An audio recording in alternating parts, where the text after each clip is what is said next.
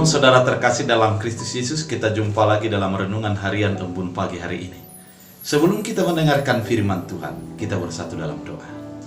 Damai sejahtera Allah yang melampaui segala akal dan pikiran, itulah yang memelihara hati dan pikiran dalam Kristus Yesus Tuhan. Amin. Saudara terkasih, firman Tuhan untuk kita diambil dari Yesaya 31 ayat 6. Demikian firman Tuhan dalam bahasa Batak Angkola. Hamu bangsa Israel, madung mardosa hamu jana mangalo hamu tusia, tapi sonari mulak mahamu. Dalam bahasa Indonesia, bertobatlah hai orang Israel kepada Dia yang sudah kamu tinggalkan jauh-jauh. Saudara terkasih dalam Kristus Yesus, ada sebuah sikap yang dimiliki oleh orang Israel pada saat itu, yaitu ketika melaksanakan sebuah hukum, mereka tidak adil, yang hanya berpihak kepada orang-orang yang berpengaruh, namun menindas kepada orang-orang yang kecil. Di dalam sikap penyembahan juga, tangan mereka penuh dengan darah. Hal itu bisa kita baca di dalam pasal 1 dan pasal 2. Kemudian, mereka juga belajar kepada dewa-dewa yang ada di Mesir. Artinya mereka mempercayai kepada ilah-ilah lain dan mempergunakan sebuah ritual-ritual untuk menyembah kepada dewa-dewa. Keadaan ini menjadikan perasaan Allah menjadi sakit. Allah menjadi benci kepada umat yang menjadi menduakan Allah, kepada orang-orang yang tidak berbuat sesuai dengan kehendak Allah, dan di dalam dirinya ada kecemaran-kecemaran. Allah mengatakan bahwa ketika mereka itu di dalam sebuah tindakan keberdosaan, akan ada hukuman, akan ada siksaan, dan Allah akan mendatangkan murkanya dan menjadikan mereka menjadi menderita oleh karena perbuatan mereka. Namun, saudara terkasih, firman Tuhan pada kali ini mengingatkan kepada umat kesayangan itu, mengingatkan agar mereka bertobat dari perbuatan-perbuatan yang tidak baik itu, merubah diri agar mereka melakukan keadilan dalam negeri. Mereka berpihak kepada orang-orang yang kecil dan tertindas.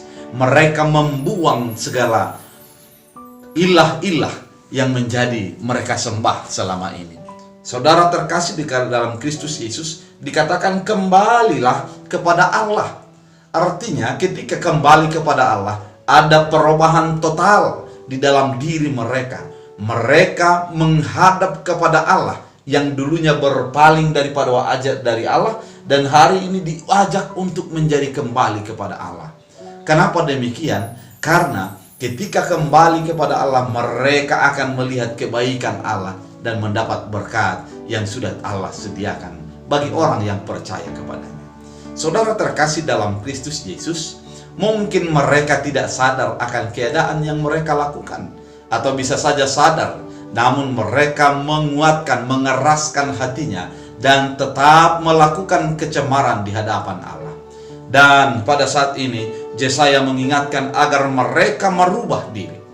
Saudara terkasih, dalam kehidupan kita, bisa saja dalam segala sikap kehidupan kita, kita tidak berlaku adil.